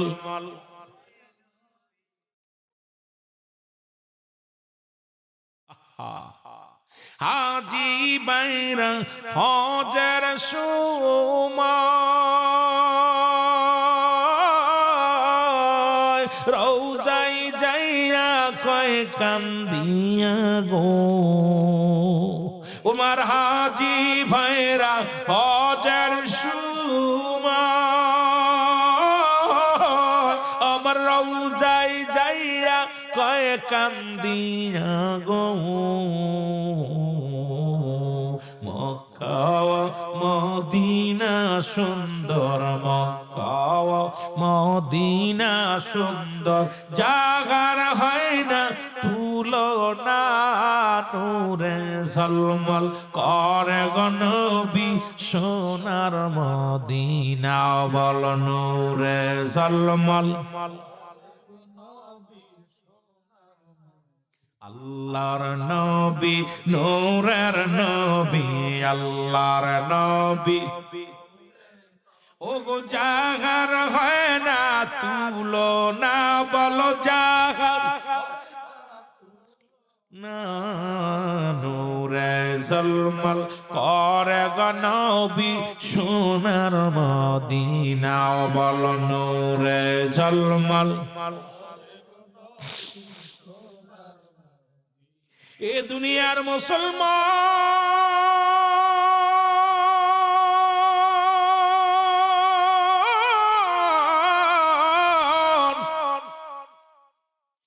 আব্দুল মুত্তালিবের ছেলে আব্দুল্লাহ শাদী হলো বিবাহ হলো এবার আব্দুল্লাহ রাস্তা দিয়ে চলে নফল কন্যা মরিয়ম পিছন থেকে ডাক দে বলে আব্দুল্লাহ রে দাঁড়া রে আব্দুল্লাহ আব্দুল্লাহ দাঁড়ায় গেলেন আব্দুল্লাহ দাঁড়াইয়া নফল কন্যা আব্দুল্লাহর লগে কথা বলে রে আব্দুল্লাহ কয় মরিয়ম রে তুমি তো আমার ডাক দিয়া ভালো মতো জিগাও খাইতে দাও সুন্দর আলাপ করো রে আব্দুল্লাহ মরিয়ম রে তুমি সুন্দর আলাপ করো আজকে কেন বসতেও দাও না কিছু খাইতেও বলো না নফল কন্যা মরিয়ম ডাক দেখ আব্দুল্লাহ রে সত্য করে বলো তুমি বিয়ে করছো নি ও আব্দুল্লাহ তুমি বিয়ে করছো রে আব্দুল্লাহ আব্দুল্লাহ ডাক দেখ মরিয়ম শোনো গো আমার আজ দুদিন হয়ে গেল বিবাহ হয়ে গেছে রে নফল কন্যা মরিয়ম ডাক দেখ আব্দুল্লাহ রে কি সর্বনাশ করছো গো। ওদিন যে আমি তোমার রক্ষা করার জন্য 200 নারী নিয়ে গেছিলাম। মরিয়াম, মরিয়াম ডাক দেখো, ও আব্দুল্লাহ শোনো, ওদিন আমি তোমার জন্য যাই নাই, কারণ আমার আব্বা তাওরাত কিতাবের পণ্ডিত, আমার আব্বা কিতাব পড়তো। আমি তোমার নবীজির আখির নবীর নূর কেমন হবে, আখির নবীর বাবা কেমন হবে, আখির নবীর বাপ কে হবে, এইগুলো শুনি আরে ও আব্দুল্লাহ আমি তোমার প্রেমে পড়ে গেছিলাম। আব্দুল্লাহ রে, এ আব্দুল্লাহ, মনে বড় আশা ছিল রে আমি তোমারে বিয়ে করব, আমি আখির নবীর মা হব রে আব্দুল্লাহ। আমার কপালে হইল না। আব্দুল্লাহ রে, আমি একমাত্র নওফেলের কন্যা মরিয়াম, বাবার সম্পত্তি সব তোমারে দিয়ে দিতে চাইছিলাম, যা কিছু আছে জীবন জৈবন সুপে দিতে চেয়েছিলাম তোমার কদমে রে আব্দুল্লাহ। আব্দুল্লাহ রে, তুমি আমারে ফাঁকি দিলা, আমি আখির নবীর মা হতে পারলাম না, আমি রহমতের নবীর মা হতে পারলাম না রে আব্দুল্লাহ। এই কষ্ট আমি বুকের ভিতরে ধারণ করলাম। আব্দুল্লাহ রে, আমি কথা দিলাম জীবনে আর কোনোদিন আমি বিয়ে করব না, যতদিন বেঁচে থাকি রে আব্দুল্লাহ আখিরি নবীর মা হয়ে বাঁচতে চাই, কারণ আমি আর জীবনে কোনোদিন শাদী করব না। মনে বড় স্বপ্ন ছিল, আশা ছিল রে আখিরি নবীর মা আমি হব রে দুনিয়ার মধ্যে। আব্দুল্লাহ রে, তুমি আমার ঠগাইলা, ঠগাইলা, কারণ আমি আখিরি নবীর প্রেমের পাগল। জোরে জোরে চিল্লায়া বলা যাবে না মারহাবা। নওফেল কন্যা মরিয়াম ডাক দিয়ে বলে, হে আব্দুল্লাহ, আমি প্রতিজ্ঞা করলাম জীবনে আর কোনোদিন শাদী করব না, কারণ তোমার ওই স্মৃতি ধরে বাঁচতে চাই। আমি আখির নবীর মা হতে পারি নাই, কিন্তু মা এই মনে যে আমি আখির নবীর মা, এইটা হিসাব করে আমি থাকবো। জীবনে মরিয়াম বিয়ে করেন নাই, কারণ আমার নবীর মা হওয়ার জন্য আফসোস করেছিল। আজকে যারা বিনা মুসলমান, শোনো, বিনা কষ্টে, বিনা কষ্টে, বিনা চাওয়ায় যারা আখির নবীর উম্মত হতে পারলাম, আমরা বড় ধন্য। বিনা চাওয়ায়, বিনা কষ্টে আখিরি মুজাদ্দিদের মুরিদ সন্তান হতে পারলাম, আমরা বড় ধন্য। কারণ এই জামানার মহাকামেল আমার মুর্শিদ, আমার কেবলা, আমার পীর মাসে, আমার দয়াল পীর, যার তুলনা হয় না, যিনি এই জমিনের মধ্যে আসা পর মুসলমান শুনে নাও, এই এলাকার মানুষগুলো আমার হুজুর বললেন বাবা, তখন এই জমিনের মানুষগুলো প্রথম যখন মানত করা শুরু করলো, আত্মসীন হুজুর এই এলাকার মধ্যে শুধু হিন্দু রাজ্য ছিল। এ জানপুরের বাবারা শোনো, হুজুর বলেন তখন এই জমিনের মধ্যে হিন্দু রাজ্য, মানুষ ইসলাম বিতু, ইসলামের প্রতি তাদের টান ছিল না, ইসলামকে ভালোবাসতো না, বুঝতো না। আমি যখন আসলাম, যারা মুসলমান ছিল, যারা হিন্দু ছিল, সবাই আগে যখন গাছে ফলটা ধরতো, এই ফলটা নিয়ে দরবারে হাজির হয়ে যেত। গাভীর দুধ হলে প্রথম দুধটা দরবারে দিত, ধান চাল হলে আগে দরবারে দিত, কারণ আলেমদেরকে সম্মান করত। আমরাও ছোটবেলা দেখেছি, আমি যখন এই মাদ্রাসায় লেখাপড়া করি, কত আম দুধ খেয়ে গেছি আপনাদের এলাকার মধ্যে। যখন নতুন আম উঠতো তখন দাওয়াত দিতেন, আমি 3-4 বাড়ি একসাথেও খেয়ে গেছি বাবা, দোয়া পড়ে গেছি, দোয়া করে মিলাদ পড়ে খেয়ে গেছি। এখন আর মৌলবীদের আর আম দুধ কেউ খাওয়ায় না, কারণ বেদাত করতে করতে মৌলবীদের কপাল থেকে সব উঠে যাচ্ছে। জোরে বলেন ঠিক কিনা? আগে বাচ্চাদের খাওয়ানোর আগে, মুরব্বীদের খাওয়ানোর আগে, আগে আলেমদের পাতে হাম দুধ না দিয়া, ফল ধরলে আগে আলেমদের পাতে। মুরগির নতুন ডিম হইলে প্রথম মুরগির ডিমটা আগে হয় মসজিদে দিছে, তাই কোনো মৌলানা সাহেবের হাতে দিছে। ঠিক কিনা? ঠিক কিনা? এখন মৌলবীদের কপালে খালি পোল্ট্রি খাচ্ছে আর বুড়ি হচ্ছে। খা পোল্ট্রি, কত খাবি তোরা? জায়েজ আর বেদাত করবি, তোদের কপালে পোল্ট্রি জ্বলবে। এখন অবস্থা খুব খারাপ। জোরে বলেন ঠিক কিনা? আমার বাবারা, আমার হুজুর পাকের কাছে আমার পীর কেবলা জানাকে সব নিয়ে যেতেন। এইটা দেখে শরীয়তের মৌলবীরা চিন্তা করলো, কিরে আমরা এলাকার ইমাম, ধরেন আপনাদের মিজান মৌলানা ইমাম, ও চিন্তা করছে আমার মুসল্লিরা কিছু দেয় না, খালি আটটসি নিয়ে যায়। কারণটা কি? হাকিকতটা কি? তোকে কে ছেড়ে তোরা যুবকরা বসিস না? ওরে আজরাইল যে সময় আসবে, তোরা কি জুয়ান দেখবে রে, ধরিয়ে একদম সাইজ করে ফেলবে। আহারে কবরের ভয় চিন্তা নেই। এই যে দেখেন, এই যে ভূমিকম্প হলো 13 জন মারা গেছে ওইদিন। আমি ঢাকা শহরে, আমার আমরা ওইদিন আমার মিজা ওইটা ড্রাইভার গাড়ি ভিতরে একদম উল্টা পাল্টা করে ফেলেছে। আমার সামনে একটা বিশাল বিল্ডিং, কয়েকটা বিল্ডিং ঝুঁকে ঝুঁকে পড়ছে। আমার বাবারা ঢাকা শহর অবস্থা, একটা জাকি দিছে আল্লাহ। আহা, কুল্লু মান আলাইহা ফান, সব শেষ করে দিবে কে? আল্লাহ করে দিবে। এখনো তোদের ভয় হয় না? তোদের মতো কত হিরো জিরো হয়ে গেছে, যে মোটরসাইকেল অ্যাক্সিডেন্ট করে মরে যাচ্ছে। বিদেশ থেকে মরা কফিনি প্রতিনিয়ত শাহজালাল আন্তর্জাতিক বিমানবন্দরে, ঢাকা বিমানবন্দরে, জিয়া আন্তর্জাতিক বিমানবন্দরে প্রতিদিন 2-4টা লাশ আসতেছে, খালি মরা কফিনি হয়ে। ছেলে ইনকাম করতে গেছে, বাপেরে খাওয়াইবে, মরা লাশ হয়ে বাস্তা ভরে চলে আসতেছে। এই জন্য আমার বাজার যে কোনো মতে ডাক মরার কোন সিরিয়াল আছে, দেখা যায় গুরুটা বাইছে, বড়টা বাইছে আছে, মুরব্বীরা মরে গেছে, মুরব্বীটা বাইছে আছে, গুরুটা মরে গেছে। বাপের কাছে সন্তানের লাশ, সন্তানের কাঁধে বাবার লাশ। তারপর তোদের ভয় হয় না? অন্তর ভয় পাবে কেমন? ওদের অন্তরের ভিতর মোহর মেরে দিয়েছে আল্লাহ, যেটা বলে ঠিক কিনা? আহা, মোহর মারছে আল্লাহ, বড় কষ্ট। আগের যুগের এই ঘুরে ঘুরে বেড়া, ঘুরে ঘুরে বেড়া, ঘুরে বেড়া, যা ব্যায়াম কর একটু মহব্বতের সঙ্গে দুরূদ শরীফ পড়ুন। আল্লাহুম্মা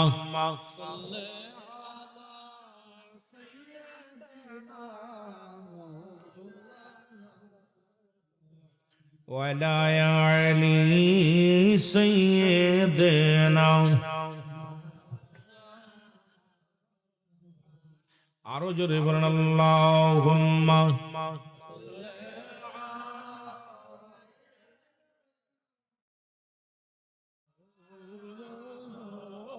ওয়ালা আলি সাইয়্যিদিনা। এলাকার আলেমগুলো চিন্তা করলে আত্মসের হুজুরের সঙ্গে বায়াস করা লাগবে। হুজুর কোন ফতুয়ায় মুরগি খায়, কোন ফতুয়ায় দুধ খায়, কোন ফতুয়ায় গাছের ফল খায়, কলাগুলো গ্রাস করে, দুধগুলো গ্রাস করে, আমগুলো গ্রাস করে। আসলে এলাকার মানুষের জানা ছিল না হুজুর কারোর মুখাপেক্ষী ছিলেন না। তার বারেক ভাই নামে, এই যে আপনাদের মিল গেটে বাড়ি, বারেক ভাই খোড়া বারেক ছিল, জানেন নাম মনে আসেনি বাবা?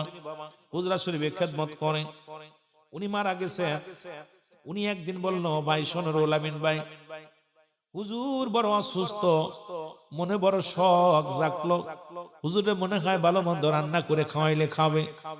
বাড়ি আসলাম, আমি গরিব মানুষ, 2টা কবুতরের ছানা আনলাম, ছোট মুরগি আনলাম, এই দেশে কিছু মাছ আনলাম, রান্না করে আমি যত্ন করে, যেহেতু হুজুর আমারে ভালোবাসে, আমারে অনেক মায়া করতো, হুজুর ডাক দিতেন, বারে খাইছো বাবা?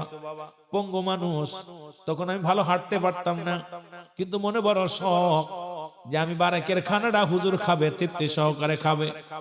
খানাটা পাকায় আমি অনেক শখ করে এই রকম যত্ন করে নিয়ে গেলাম।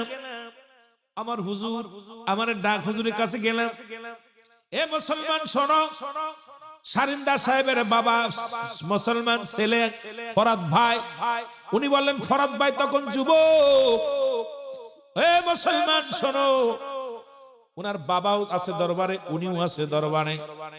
আমি গেলাম খানা নিয়ে, খানাটা নিয়ে অনেক কষ্ট করে ওনাকে বুঝাইলাম, হুজুর খাবে, কয় হুজুর বাইরের খাবার খাবে না, নিয়ে যান। হুজুর তো খায় না। আমি বললাম আমি অনেক আশা করে হুজুর আমার আনতে কইছে, আমি আনছি, মিথ্যা বললাম। হুজুরের কাছে জিগাইলাম, হুজুর আমার বাড়ি দাওয়াত। হুজুর বলেন, বাবা এই সময় যদি অন্য জাকেররা আসে, তাদের তো নালিশ নিতে হবে না, আসে পাইলে বাড়ির মালিক যদি না পায়, তাহলে আইসা তারা কষ্ট পাবে, আমি বাড়ির মালিক, আসে তো আমার দেখার জন্য, আসে যদি বাবা আমারে না পায়। কত মায়া করতেন মুরিদের জন্য, মুরিদকে কত ভালোবাসতেন। বারেক ভাই বললেন, আমি মিথ্যার আশ্রয় নিলাম, বললাম হুজুর বলছে বাবা আপনি রান্না করে আনবেন, খাবো। এই কথা শোনা পান ফরাদ ভাই আমার হাত থেকে বাটটা নিল, আমিও আস্তে আস্তে ঘুরাইতে ঘুরাইতে কোন রকম ঝাঁকি ঝুঁকি দিয়ে আস্তে আস্তে গেলাম। হুজুর আমার দিকে একটু রাগ নজরে তাকাইলেন, কয় বারেক রে বাবা, তুমি গরিব মানুষ, এত টাকা খরচ করতে গেলে কেন? আলো হুজুর আমি কিচ্ছু আনি নাই, আপনার তো অনেক দিন খান না, খানাও খান না। উনি বাটিটা খুললেন, খুলিয়া খোদার কসম করে বলি, আমার হুজুর শুধু স্বাদ ও আঙ্গুল মারো এই তরকারির মধ্যে দিলেন, এক পাশ থেকে 2টা ভাতের দানা, আর ওই মস্তের মোকাফেক কিনা আমার পীর কেবলা যান ওই মাছের তরকারির মধ্যে একটু আঙ্গুল দিয়া চাটা দিয়ে বলেন বারেক রে যাও এগুলো মেহমানদের দিয়ে দাও ওদের দিয়ে দাও রাখা। আমি অনুকরণায় বিনয় করলাম। বারেক ভাই বললো ভাই আমি অনেক ওনার হুজুরের কথা বললাম হুজুর আমি কষ্ট করে রান্না করে আনছি, আমার বিবি নামাজি, আমার মা নামাজি, আমার বোন নামাজি, আমার ভাইয়ের বউ নামাজি, এক ওয়াক্ত নামাজ ছাড়ে না, পাঁচ জায়গায় নামাজ আদায় করে, পর্দাশীলতা আমার বাড়ি ফ্যামিলি সব। হুজুর বলে আমি কি বাবা কিছু বলছি আপনারে? বাবা আমার ওগুলো খাইতে মন চায় না, কারণ আল্লাহ রাব্বুল আলামিন আমারে অনেক খাওয়াইছে, আমার মন চায় না জান, যাদের পরনে চায় তাদের খাওয়ায়া দে। বারেক বলেন আমি বড় কষ্ট পাইলাম। এবার রাত যখন হয়ে গেল, গভীর মানুষ যখন ঘুমায় গেছে, আমি সোনের ঘরের পাশে তারা তারা কাঁদতেছি। অনেক সাধনা করে হুজুরের জন্য রান্না করে আনলাম। হুজুর এইবার মুসলমান শুনে না, হুজুর ডাক দিলেন বাবা বারেক আসো। পাশে গেলে হুজুর বলেন বাবা এই দুনিয়ায় আমারে খাওয়ানোর জন্য আল্লাহ পাঠাই নাই, খাওয়ার জন্য পাঠাই নাই। আমার যদি আল্লাহ খাওয়ানোর জন্য পাঠাইতো দেওয়ার মানুষের অভাব না। প্রতিটা সন্তান বাবারে খাওয়ানোর জন্য পাগল। আমি মুরিদানদের বাবা, আমার জন্য সবার ঘরে খাবার আছে, সবার কাছে আমার খাবার আছে বাবা, কিন্তু আমার এই খাওয়ার দায়িত্ব আল্লাহ দেন নাই। কারণ এই দুনিয়ার মধ্যে যদি খেয়ে যায় বাবা, আমার মুরিদানদের কে খাওয়াইবে, মুরিদানদের কে দেখবে? জোরে জোরে চিল্লায় বলা যাবে না আমার হাওয়া। মুর্শিদ আমার এতিম বানাইছে, আর মুর্শিদ আমার এতিম বানাইছে, আমাকে বোঝাইয়া দিবে রে, আমাকে শিখাইয়া। মুর্শিদ আমার এতিম বানাইছে, বলেন মুর্শিদ আমার। ওই আমি যখন থাকি মুর্শিদের ধ্যানে,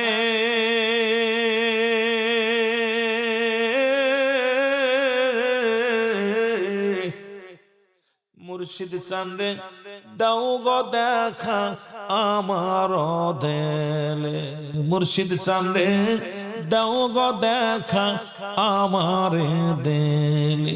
ওরে আমার পাগল বানায়া, আমার পাগল বানায়া বাজান রওজা পাকে ঘুমাইছে, মুর্শিদ আমার পাগল বানাইছে, বলেন মুর্শিদ আমার। আমাকে বুঝাইয়া দিবে রে, আমাকে শিখাইয়া, মুর্শিদ আমার পাগল বানায়। আর বাজান রাত বেশি হয়ে যাচ্ছে, আর কষ্ট দিব না। আমার কিবলাজান হুজুর এরপরে এলাকার আলেম ওলামা দরবারে গেলেন বায়াস করার জন্য। হুজুর বলেন বাবা আগামী দিন আসবেন। হুজুর দিন দিলেন। এই এলাকা থেকে কিতাবাদি বইরা নিয়ে হুজুরের কাছে বায়াস করতে গেছে। বায়াস করতে গেছে, কথা বুঝেন না? কি করতে গেছে? বায়াস করতে গেছে এলাকার মানুষগুলো। তো হুজুরের 10টায় বায়াস, সদরপুরের মানুষ, ফরিদপুরের মানুষ, সব আলেম ওলামা ফঙ্গ ফালের মতো ছুটে গেছে আটটসির বায়াস দেখার জন্য। মুরব্বীরা সব হুজুরের কাছে গেছে। হুজুর বায়াস হবে, হুজুর আসতে আসতে দেরি করে 10টায় বায়াস। হুজুরের কাছে ঢাকা থেকে কিছু লোক আইছে, তাদের নালিশ নিয়ে তাদেরকে তরিকা দিয়ে আসতে একটু দেরি হয়েছে। আয় দেখে মানুষজন হাজার হাজার মানুষ বসে আছে। হুজুরের কাছে গেছে। হুজুর বলছে বাবা আপনি যে এইগুলো খান, এগুলো ফতোয়া দেন, কোন ফতোয়ায় খাওয়া যাবে? ফতোয়া নেওয়ার জন্য আসছে। হুজুর বলেন বাবা আপনারা তো বিচার বসছেন, তা এখানে বিচারক কে? বাবা একজন সভাপতিত্ব প্রয়োজন, একজন সভাপতির প্রয়োজন। বলে জি হুজুর, উনি হলো অমুক মাদ্রাসার প্রিন্সিপাল, উনি হলো অমুক মাদ্রাসার হেড মুহাদ্দিস, উনি হলো অনেক মাদ্রাসার ভাইস প্রিন্সিপাল। কারে থুয়ে কারে দিব, তার সভাপতিটা আপনি বানান। সুবহানাল্লাহ বলেন। হুজুর বলেন সভাপতি আপনি বানান। তো হুজুর বলেন বাবা কারে বানাবো? ওই যে বসে আছে হেলান দিয়ে, এই বাবা আজকের মাহফিলের সভাপতি তুমি। জোরে বলেন না মারহাবা। একটু আসতে বলেন না, বাড়ি যে বলবে ক্ষুধা লাগছে তো বাড়ি যে বলবে কইতেছে, যেই বলছে হুজুর কয় যে আটশির হুজুর যে ভণ্ড, এর মধ্যে কোনো সন্দেহ নাই, আটশির হুজুর ভণ্ড। লোকজন কয় কাম সারছে, এ কি ভণ্ডর ভণ্ডরে, এর তো কাশপু খোলা তো দূরের কথা, চোর কাশপু চোর। লোকজন চিন্তা করে কি তারে, সব এলোমেলো শুরু হয়েছে। হুজুরে তো উল্টো পাল্টা কথা শুরু করছে। বাবা আপনারা কি হয়েছে, আপনারা এরকম এরকম উশৃঙ্খলা করেন কেন? হুজুর আপনি যে ভণ্ড, আপনি কি যার নামটা বলছেন ওরে চেনেন? ও তো আজ এই জন্মের পর থেকে 40 বছর বুবা। কি জোরে বলেন না কি? হুজুর মিসকে একটা হাসি দিয়ে বলে, বাবা আপনারা কি বলেন, ও বুবা হবে কেন? বুবা হবে কেন? হুজুর বুবা, ওটা আমাদের বাড়ির কাছে বাড়ি, ও তো বুবা। হুজুর বলেন, বাবা আপনার নাম বিলাল না? সুবহানাল্লাহ বলেন না, আরো জোরে কইতেন নি। হুজুর বলতে, বাবা আপনার নাম বিলাল না? উঠে লাফতে কয়, জি হুজুর আমার নাম বিলাল। সুবহানাল্লাহ বলেন না, আরো জোরে, আরো জোরে। উপস্থিত যত মৌলবীরা ছিল মারছে দৌড়, কাম সারছে। আরে বুবা 40 বছর বুবাই কয় হুজুর আমার নাম বেলাল, আর ওর নাম বেলাল, হুজুর জানলো কেমনে? কিবলা জানো যে যেই বলছে বাবা আপনার নাম বেলাল না, বেলাল লাভ দুটো কয় জি হুজুর আমার নাম বেলাল। সবাই কয় হুজুর আপনার কদমের মধ্যে, আমাদের আর কোনো জানার নাই, আমাদের মাফ করে দেন হুজুর, আপনি কামেল পীর মোকাম্মেল, আপনি যতদিন থাকবেন এই দরবারে থাকবেন, কোনো হস্তক্ষেপ আমরা করব না। কিছু লোক মৌলবীরা পালায় চলে গেছে, ওই পালানো গোষ্ঠী আশপাশ যা আছে তারা আটশির নামে বিরোধিতা করে, জোরে বলে ঠিক কিনা? ওই পালানো গোষ্ঠী জেনে যেটা আছে, এইগুলো যখন দেখবেন কারণ এই ভণ্ড ভণ্ড, কারণ এই ভণ্ড গুলো ভণ্ডরে চেনে। আমার কথা হলো আটশি সম্পর্কে মন্তব্য করতে হলে আরো 10-20 বছর গোলামি করতে হবে। আটশির দরবারটা কি এখন ওই মাতামোটা মৌলবীদের মতো যদি ইনকাম করার জন্য যদি ঢোকেন যে মাল কামাইবো আর মাল যাই কমে যাবে, অমনি আটশি ভণ্ড। ইমান হারায় বুড়ো কালে এক বান্দর, ঠিক কিনা? সব অবস্থা এগুলোর কষ্ট লাগে। আপন পীর আর নসিহত পড়ছে যারা, আর নসিহতের মধ্যে লেখা আছে পীরে যদি হুকুম দেয় শরাব ঢেলে যায় নামাজের পরে, নামাজ পড়ো কিন্তু এখানে দ্বিধাদ্বন্দ্ব করো না, পীর মুরিদি থাকবে না। ওই যে আপনার বাইজিদের একটা ঘটনা শুনছেন না? বাইজিদ কইছে বাবা আমার নাম নিয়ে নদী পার হবি, এখন নদীর মধ্যে যায় বাইজিদ আমার পার করো, মাঝ নদীর মধ্যে গেছে, যায় এখন চিন্তা করে আল্লাহ মির ইমান চলে যাচ্ছে, পার করতেছে, আল্লাহ বাইজিদের কথা কমু কেন, আল্লাহ পার করে দাও, আপনি ডুবাস চিনি রে, ডুবা শুরু করছে, কয় বাইজিদ পার করো। বাইজিদ মুস্তামির কাছে গেছে, যায় কয় বাবা ডুবতেছিলেন নি? কয় হ্যাঁ হুজুর। কি? যখন তুমি বলতেছিলাম আল্লাহ পার করো, আর আল্লাহই পার করে বাইজিদের ওসিলায়, জোরে বলেন না মারহাবা, আরো জোরে, আরো জোরে। পীর মুরিদি করা কঠিন ব্যাপার। এখন আপনি পীর হবেন, হন, দুঃখ নাই, আপনি বড় পীর হইছেন ভালো, আলহামদুলিল্লাহ। কয়দিন মুরাকাবা করছেন? মুরাকাবা একটা করছেন আমরা জানি, কথা বুঝছেন? মুরাকাবা যে আপনার কি আছে, আপনার দৌড় আমরা জানি, কিন্তু আমরা বলি না, কারণ আমার পীরের হুকুম নাই যে আমরা গিবাত। আমার পীরের কত সমালোচনা করছে, আমার পীর বলছে বাবা ওরা বোঝে নাই। আমার বাস্তবতা জীবনে একটা কথা বলি, আমার মামা বাড়ি হলো তৈবালি পীর সাহেব, এখানে আসছে আমার মামা, আমার মামার কুল পীর সাহেবের গোষ্ঠী। এরপরে আমার ফুকু এক কামজাত আলী পীর সাহেব, চরমনা পীর সাহেব, চরমনা পীর সাহেবের খলিফা। আমার বংশগত পীরের বংশগত, ভালো করে কথাটা শুনেন। আমি কিন্তু আত্মসিদ্ধার বাইশে আসি না, আমার জীবন চরিত্র যারা গিয়েছেন তারা জানে। এখনো আমার যে আলাউদ্দিন গেছিল তাও ভালো মতো খোঁজ নিতে পারে নাই আমি কোন জায়গার মানুষ আর কোন জায়গার কি। আমার এখানে আমাদের ওখানে চরমনার পীর সাহেব আসলো, আমার দাদা চরমনার পীর সাহেবের মুরিদ। আমার বাপসা ছাড়া 7 ভাই, 7 ভাই। আমার আব্বার কথা আটশি যদি ছেলে পড়ে তো আলী পড়াবো না, আলী পড়াবো না। আমার হুজুর আমার ওখানে মার্ডার কেসের আসামি হলো। আমার ইতিহাস যদি জানেন আপনারা, আমার জীবনী বললে শেষ হবে না। ঠাকুর মার্ডার হলো, যা হুজুরা মার্ডার, তা আমার আব্বার নামে 1 নম্বর আসামি আমার আব্বা। তা হুজুর আমার আব্বা কানতে সাল্লাহ, আমার ছেলে মেয়ে ছোট ছোট, এখন আমি তো কিছু জানি না। আমার আব্বা গরুর ব্যবসা করতে প্রথম জীবনে, এই টেপাখোলার হাট, ফরিদপুর টেপাখোলার হাটে আসছে, উনি 1 ট্রাক গরু কিনে নিয়ে আসছে। তা আসার পর উনি 1 নম্বর আসামি। বাড়ি যায় তা বলতেছে আমি যখন কচু ক্ষেত, পাশে একটা ক্ষেত, সেই ক্ষেতের মধ্যে ঘুমাইছি রাত্রে। আমার আটশির হুজুরে আমার আয়া মাথায় হাত বুলাই দিতেছে, বাবা টেনশন করেন কেন, আপনি মিথ্যা মামলায় পড়ছেন, টেনশন করেন না বাবা, আসেন চলে আসেন। তা আসেন বললে পারে, তা বলছে এরকম সুন্দর একটা মানুষ, সুন্দর চেয়ার, আমি তো আটশি যাইনি জীবনে, এই দেখলাম উনি আমার মাথায় হাত বোলালো। এরপরে আমি ওই লোকটারে খুঁজতেছি, এই লোকটারে আমি কোন দেখি নাই তো কোনোদিন, এই লোকটা কে? তখন আমার আব্বা বললো, আমার আব্বা এখনো জীবিত আছে, আবু তালেব নাম, দরবারে এসে খেদমত করে, কাছ থেকে শুনবেন। আমার আব্বা কান্দে, এখনো দরবারে আসলে রওজা পাকতে বেরোয় না, উনি কোথাও খালি রওজায় ঢুকে যায়, যাই রওজা আমার আপন পীর, যেখানে আমার দুনিয়ার দরকার নেই, আমি যা পাইছি, আমি আগুন পাইছি, সাইব দরকার নেই আমার, আমার আগুন পূজা করি। সুবহানাল্লাহ বলেন। আমার বাবা জান বললো, এবার আমি পরের আমার আয়সা আমাদের বাড়ি আসলো, পুলিশে আসলো, আয়সা ভাঙ্গাচোরা করলো, মাল করব না কি কয় সেটা শুরু করছে, সবকিছু নিয়ে যাবে। এখন একটা লাগাই দিছে, দরজার পাশে একটা লাগাই দিছে যে মালামাল যা আছে সব নিয়ে যাবে সরকার। এখন এই কয়দিন ধরা না দিলে এই বলে নিয়ে যাবে। এখন আমার আব্বা বললো যে আমি এরকম পাঠের এখান থেকে অনেক দূরে যে বসে শুয়ে কাঁদতেছি, কাঁদতে কাঁদতে আমার মুর্শিদ যে কেমন, আমার মুর্শিদ মাথার ভাত বাবা, ফরিদপুর যেখানে যে জেলায় যান বাবা, ওই জেলার মধ্যে আমার বসত বাড়ি বাবা, ওখানে অল্প একটু দূরে বাবা সদরপুর আটটুসি। সুবহানাল্লাহ বলেন না। হুজুর একদম দেখা দিছে আটটুসি বাবা, যেই পরিতে আমি আটটুসি খাজা বাবা ফরিদপুরি, উনি ওখান থেকে দোষ শুরু করছে, আমি ওখানে আর বাড়ি যাইনি, ওখান থেকে আমি আড়াআড়ি কোনো গাড়িতে উঠি নাই, আড়াইটা দিন আমি হেঁটেছি এই মাগুরা থেকে আস্তে আস্তে করে হেঁটে হেঁটে হেঁটে আড়াআড়ি, কারণ রাস্তায় উঠলে পুলিশে ধরবে আর আমাকে করজ দিয়ে দেবে, মানে আমি 2টা মার্ডারের কেসের আসামি, 1 নাম্বার আসামি, আমাকে মেরে ফেলবে। আমি আড়াআড়ি আড়াআড়ি যাইতে যাইতে যাইতে আসলাম, আর শুনতে শুনতে মানুষ ভাই আটটুসি ফরিদপুর কনে সদরপুর কনে সদরপুর আসলাম, এই আস্তে আস্তে আস্তে আস্তে নদী নালা পার হয়ে আমি গানসাপুরে নদী খাল পার হয়েছি। মানুষের যে বলবো যে আমাকে পার করে দাও যদি আমার পরিচয় জেনে যায়, কারণ আমার তো ছবি টানায় দিয়েছে সব জায়গায়, পুরো জেলায় ছবি টানায় দিছে, বলানোর মতো জায়গা নেই। আমি গানসা পরে গানসা লুঙ্গি গান মাথার মধ্যে বেঁধে আমি সাতরায় দরবার আসলাম। আসার পর আমার পীর কেবলা জানেন সব দেখুন দেখছি, এক নজর দেখি আমি পাগল হয়ে গেছি। আমি যখন আইছি দেখি আমার যে লোকটা আমার মাথায় 2 দিন হাত বুলাইছে, এই লোকটাই দেখি আমি আয়া পাইছি। সুবহানাল্লাহ বলেন না। আসার পর আমার হুজুর আমার বলল, বাবা আপনি কি করবেন? আপনি পিয়াজ চলতে যান।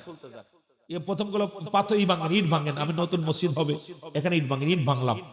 3 দিন ভাঙার পর বললো, বাবা রসুন পেঁয়াজ চলেন। তো হাত চুলে গেছে, রসুন পেঁয়াজ চলতে যায় ওই রস লাগে আর পোড়া জ্বলা করে, জ্বলার জ্বলে জ্বলে ওঠে, জ্বলে জ্বলে ওঠে। আমি চিন্তা করলাম এখানে 5 দিন আমার খেদমত হওয়ার পর হুজুর পাক বলতেছে, বাবা আবু তালেব বাড়ি চলে যান। সুবহানাল্লাহ বলেন না। হুজুর বলছে, বাবা আবু তালেব বাড়ি চলে যান। তা আমি চিন্তা করলাম হুজুর মনে হয় আমার দাগি আসামি, আমার রাখবে না, কারণ এই জন্য আমার বাড়ি ফাটাই দিচ্ছে, আমি দাগি আসামি তো আমার রাখবে না। তা আমি বাড়ি, তারপর হুজুর হুকুম দিছে, আমারে বললো গোলেবার খা, মাটি কাটা গ্রুপের গোলেবার খা। উনি ছিল, তা উনি বলতেছে আপনারা যেহেতু বিদায় দিয়েছে আপনি দেরি করেন না, চলে যান। তো ওনার কাছ থেকে আমি কিছু টাকা হাওলাত নিলাম, 200 টাকা না কত করলো, এইটা টাকা নিয়ে হাওলাত নিয়ে বাড়ি আসলাম। তাও গোপনে গোপনে কিছু জায়গায় হাইটে, ওই যেই টাউন টুকের পাশ দিয়ে হাইটে চলে আবার পার হয়ে ইসি উঠি, ভ্যানে উঠি, সোয়েলা ভ্যানে, এই সব জায়গায় সোয়েলা ভ্যান, এই অবস্থায় গেলাম। যা পর আমার বাবারা, আমি যাই দেখি বাড়ি যে অনেক পুলিশ।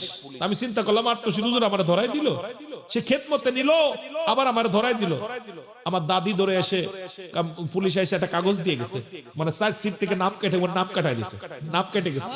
আমার দাদি পাগলামি করতেছে, পুলিশ বাড়ির ভিতরে 15-20 জন পুলিশ। এরপরে চিঠিটা আইনা আমার দাদি ওই খুঁজতেছে, কইছে ইরা কোনে, আমার আবু তালেব কই। আমার বাবারা, আমার আব্বা জান পুলিশ দিয়ে বসে রয়েছে, অনেকক্ষণ যায় না। পরে আমার মা, আমার আব্বা বললো তোমার আম্মা জান আসলো, আমি খবর পাঠালাম তোমার আম্মারে গোপনে আমার কাছে দেখা করতে, কয়েকটা চিঠি দিয়ে গেছে, চিঠির মধ্যে দেখি নাম কাটা। সঙ্গে সঙ্গে আমার আব্বা জান আবার দূরে এসে আমার পীরের দরবারে চলে এসেছে। আইসা আমার পীর বলছে, বাবা আপনার সন্তানেরা তো আপনাকে ছাড়াও অসহায়, আপনারা তো ইনকাম, আপনার 3-4টা ছেলে মেয়ে খায়, আপনার ছেলেরা খায়, আপনি এই ব্যবস্থায় রয়েছেন, বাবা যান। আমার বাবারা আমার, তখন আমি চলে আসলাম। এরপরে আমার দাদা যান, আমার ভাই, আমার আব্বা জান ঈদগাহ দরবার মুরিদ হলেন। আমার পীর কেবলা জানকে এত ভালোবাসতেন, তাই দাদা তখন চরমনার মুরিদ ছিলেন।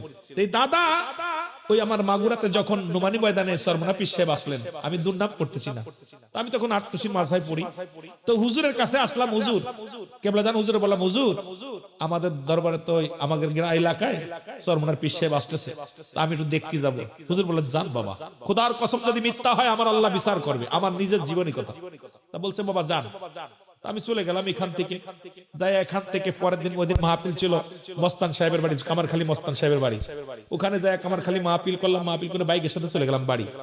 বাড়ি যায় ওনার মাহফিলে গেছি, আমার দাদা ওনার সাথে করে নিয়ে, আমার কারি সাহেব হান্নুকারী নাম এখন বেঁচে আছে, উনি আমার সাথে করে নিয়ে গেলেন চরমনা পীর সাহেবের কাছে। তা গেলে পর উনি দেখি যে বৈশা বৈশা ফল খাচ্ছে, দুজন বাতাস করতেছে, আর আপেল আঙ্গুর এগুলো খাচ্ছে বসে বসে। যদি মিথ্যা হয় আমার আল্লাহ এখনই গজব দেবে, আমি সত্য কথা বলতেছি, খাচ্ছে। আমার দাদা হান্নুর কারি সাহেব বলতে, হুজুর এই ছেলেটা আপনার মাদ্রাসায় ভর্তি করবো, কালকে ভর্তি করে দেন, বেশি দেরি করেন না, জান। তা আমার বলতো তুমি কোথায় পড়ো? আমি কাছে 8 মানুষ চায়, ঠিক না? এরকম কোনো মানুষ চায়, আর তো জিন ভূত যায়, জিন ভূত যায়। এরপরে যা কুয়াশ শুনলাম, আমি দাদার করলাম, দাদা আমি আর যাবো না ওই মাসে। উনি এরকম করলো কেন? আমি তো হুজুরের কাছে বললাম, হুজুর করলো যান, উনি এ করলো কেন? এরপরে আমি চলে আসলাম আটপাশে। আসতে পারে হুজুর 3-4 দিন পরে হুজুরের সাথে সাক্ষাৎ। তো হুজুরের কাছে হুজুর কইছে, বাবা গেছিলেন নাকি? ছোট তো তখন, এই যে এইরকম, এখন তো হুজুরের সাথে অনেক কথা বলার সুযোগ আল্লাহ আমার দিছে। বাবা গেছিলেন? তখন আমি, হুজুর গেছিলেন? জি হুজুর। ওই বাবা সব জায়গায় যেতে হয়, বিচরণ করতে হয়। তা ওই যে দেখলাম পৃথিবীর মধ্যে এমন পীর, এমন মহান বান্ধব যে কোনোদিন কাউকে ঘৃণা করেন নাই, কাউকে কোনোদিন ওই করেন, কারোর বিরোধিতা কোনোদিন সমালোচনা করেন নাই। কিন্তু আমার পীর, আমি দেখেছি আমার জীবন দশায় যেমন মহান পীর, তার নামে কত মানুষ কত দুর্নাম দিল, কতজন কত কথা বলল। এমনও ওয়াজ করছে যে পীর সাহেব যদি ঘর থেকে বাইর হতে পারে, তাহলে পারে আমার দল বল নিয়ে আটপাশে মুরিদ হব।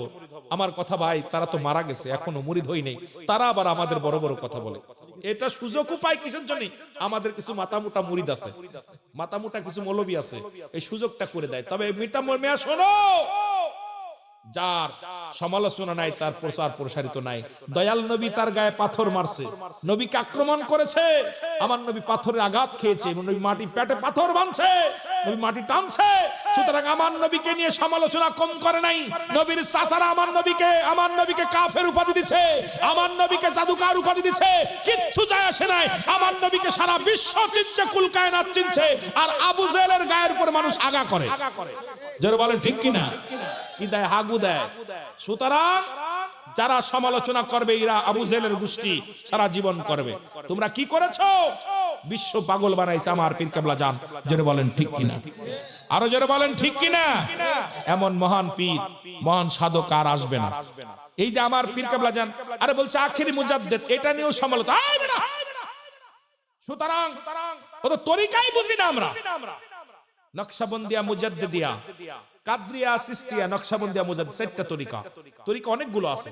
তরিকা শব্দের অর্থই রাস্তা, ইহদিনাস সিরাতাল মুস্তাকিম, সরল সঠিক পথ। আর এই পথে আমাদের শাহিন শাহ নকশবন্দিয়া, মুজাদ্দিদিয়ার শেষ রাহবার হলো আমার পীর কেবলা জান, জোরে বলেন ঠিক কিনা। তুই অন্য তরিকার মুজাব্বেদ হয়ে গিয়ে আমি তোর বারণ করছি তোরে? এই সমস্ত ভণ্ডামি, এই সমস্ত গুন্ডামি যারা করে, জাকের ভাইদের অনুরোধ করব, আপনারা বসে থাকেন না। যারা সমালোচনা করেন দাঁত ভাঙা জবাব দিতে হবে। আমি রুহুল আমিন সিদ্দিকী যদি দরবারে ওই প্রাচীরের মধ্যে ঘুষি মারি, আমার হাত ভেঙে যাবে, প্রাচীরের কিছু হবে না। সুতরাং এইটা যারা না বুঝে ঘুষি মারতে চাচ্ছে, তাদেরকে প্রতিহত করার জন্য জাকেরদের ঐক্যবদ্ধ হতে হবে, যারা বলেন ঠিক কিনা। কথা বুঝেন না আমার? আরে আমার নবীরে মক্কা নগরে একজন ব্যক্তি বলতেছিল মক্কা ছেলেরা দুষ্ট। এটা আমার পীর কেবলা জানের একটা বাণী, আমি শুনেছি নিজে কানে। মক্কা ছেলেরা বলতেছিল নবীরে দুষ্ট। নবীর মক্কা ছেলেরা বলতেছে যে মক্কা ছেলেরা দুষ্ট। নবীজি ওই সাহাবী বারবার নবীজির সামনে যায়, মাথা ঘুরায় না, মাথা ঘুরায় না। তখন বলতেছে ইয়া রাসূলুল্লাহ, ইয়া হাবিবাল্লাহ, আপনি কেন মুখটা ঘুরায় নিচ্ছেন? বলে আমি তো মক্কা ছেলে। কথা বুঝেন নাই? আমি কি? আমি তো মক্কা ছেলে। আর আত্মসির বিরুদ্ধে মৌলবী তুমি মাথা উঁচু করো, নখ উঁচু করো, এই নখ ভেঙে দিতে হবে, যারা বলেন ঠিক কিনা।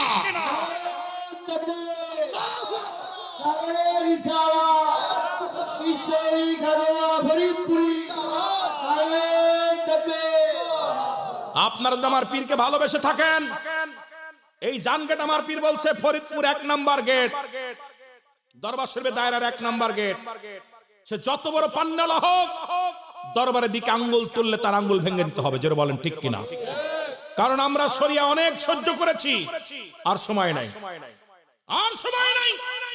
অনুরোধ করব পৃথিবীর মধ্যে সবচেয়ে বড় ক্ষতি করেছে মুনাফিকরা ইসলামের। যারা বলেন ঠিক কিনা? এইজন্য আল্লাহ কমিনান নাস, মানুষের মধ্যে মায়া করু, তারা বলবে আমান্নাত ঈমান আনসে বিল্লাহি, আল্লাহর প্রতি, ওয়া বিল ইয়াউমিল আখির, আখিরাতের মধ্যে বিশ্বাস স্থাপন করছে, আমা কুম বিমুমিনিন। একদল মুনাফিক, এই মুনাফিকগুলো তৎকালীন ছিল মানুষের মধ্যে। নাস শব্দের অর্থ হলো মানুষ।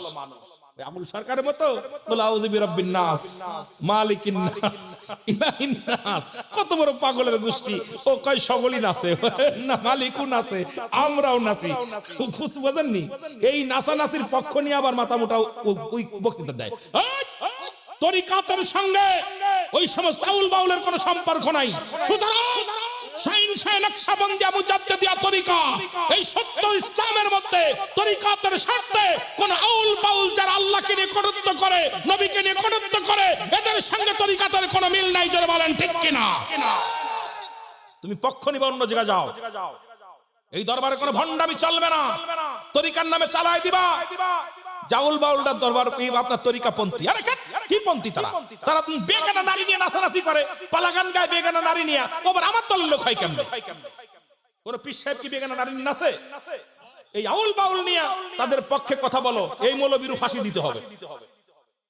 আমার কথা হলো, আমি সরকারের কাছে দাবি করব, এই আবুল সরকারের ফাঁসি তো হবেই। এরপরে আমাকে যে ভালোবাসলো না বাসলো কিচ্ছু যায় আসে না। তবে এই তাদেরকে যারা এদের সাপোর্ট করে, যারা আল্লাহকে নিয়ে কটূক্তি করেছে, তাদের পক্ষ নিয়ে আপনার ওই সাজেশন দিতেছে, আপনার ব্যাখ্যা বিশ্লেষণ করতেছে, এরা হলো ওদের দালাল। সুতরাং এই সত্য তরিকা এইটা তুমি মানতে পারো না, আর তুমি চলে যাও চাউল বাউলের পক্ষ নিয়ে। তোমাদের ফাঁসির মঞ্চে ঝুলতে হবে। যারা বলেন ঠিক কিনা? আল্লাহকে নিয়ে কটূক্তি করা, রাসূলকে নিয়ে কটূক্তি করা, সাহাবীদেরকে নিয়ে কটূক্তি করা, কোরআনের ভুল ধরেছে, কত বড় বদমাইশ! কথা বুঝেন না? আম্মা জান আয়েশাকে নিয়ে কটূক্তি, আরেকজন কয় আল্লাহরে হালার হালা। কথা বুঝেন না? কথা বুঝেন না? আল্লাহ হালা, কত বড় বদ! আর এদের পক্ষে নিয়ে তুমি কথা বলো। এই জন্য আমার পীর কেবলা জান শরিয়াতের সরাজারি, তরিকাতের মহাজ্ঞানী, হাকিকতের হক ভান্ডারী, মারেফাতের মাওলানা পীর কেবলা জান এই চার কান্ডানটাকে এক করে এক সুতায় গেতে তারপরে এই প্ল্যাটফর্মটার নাম হলো শাহিন শাহ নকশবন্দিয়া মুজাদ্দিদিয়া। জোরে বলেন মারহাবা, আরো জোরে বলেন মারহাবা। এই তরিকার রাহবার হলো আমার খাজা বাবা সিদাল্লামা বিশ্বলি ফরিদপুরি। জোরে বলেন না মারহাবা, আরো একটু জোরে বলেন মারহাবা। তিনজন মুরিদ বানায় ফেসবুকে দিয়া মনে বড় বড় পীর সাহেব। কথা বুঝেন? আর ওই রামটা আমিরুল আমিন সিদ্দিকের মুরিদ বানাইলে 2-1-10 লক্ষ হইছে। কথা বুঝেন? ফেসবুক পীর আর আমার পীর তো কোনোদিন কারো বাড়ি যায় নাই। আপনি পরের বাড়ি যায় দোয়া, আমার পীর কোনদিন আইছে? কোনদিন আইছে?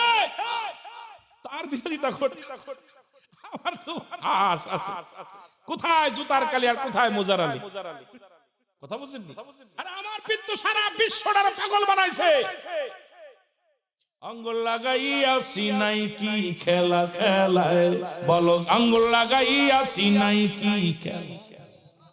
ওরে বিশ্ব পাগল করেছে 18 শির বাবাই, বলো বিশ্ব পাগল করেছে 18 শির বাবাই। আঙ্গুল লাগাইয়া সিনাই কি খেলা, বাবার আঙ্গুলের কি গুণ, সিনাই লাগিলে পারে করে গুনগুন। বলেন আঙ্গুলের কি গুণ, সিনাই লাগিলে পারে করে গুনগুন। ওরে বিশ্ব পাগল করেছে, বিশ্ব পাগল করেছে 18 শির বাবাই। আঙ্গুল লাগাইয়া সিনাই কি খেলা। আমার বাবা তো কোনোদিন আমেরিকা যায় নাই, লন্ডন যায় নাই, ভারতে যায় নাই, কোনোদিন। আমার আইনলো কেমন? বরগুনা গেছেনি, এরে শরিয়াতপুর গেছেনি, কথা কইতেন। ওরে বাবা রে বাবা, ওইটার বাড়ি হলো সেই আপনার কি সিরাজগঞ্জ গেছেনি। আরে আমার পীরের বাড়ি মঠবাড়িয়া গেছেনি, কথা কয় না। হে গেছে ভান্ডারিয়া গেছে, হে কথা কয় না গেছে। মধু আহরণের জন্য ভ্রমর গুনগুন করে গান গাতে গাতে যায়। বনের ভিতর ফুল ফোটে, এর ভিতর মধু থাকে। মধু কোনোদিন কোন জায়গায় দৌড়াদৌড়ি করে না, ও জায়গায় থাকে। আর এই ভ্রমর গুলো খাওয়ার জন্য গুনগুন করে দৌড়ায়। আমরা হলাম ভ্রমর, মধু আমার খাজলা জান হুজুর খাজা ফরিদপুরি। আমরাই মধু আহরণের জন্য পাগল হয়ে ছুটি। জোরে বলেন ঠিক কিনা? আরো জোরে বলেন ঠিক কিনা? সুতরাং আপনাদের কাছে আমার দাবি একটা, এতদিন যা হয়েছে হয়েছে, আমি মেনে নিছি। আমার দরবার শরীফ নিয়ে, আমার পীর কেবলা জানকে নিয়ে যদি কোনো ব্যক্তি আঙ্গুল তোলে, আপনি যদি ইমানই জাকের হন, আপনি যেখানে থাকেন সেখান থেকে প্রতিবাদ করতে হবে। কারণ পীরের আওলাদ বলে দেবে না প্রতিবাদ।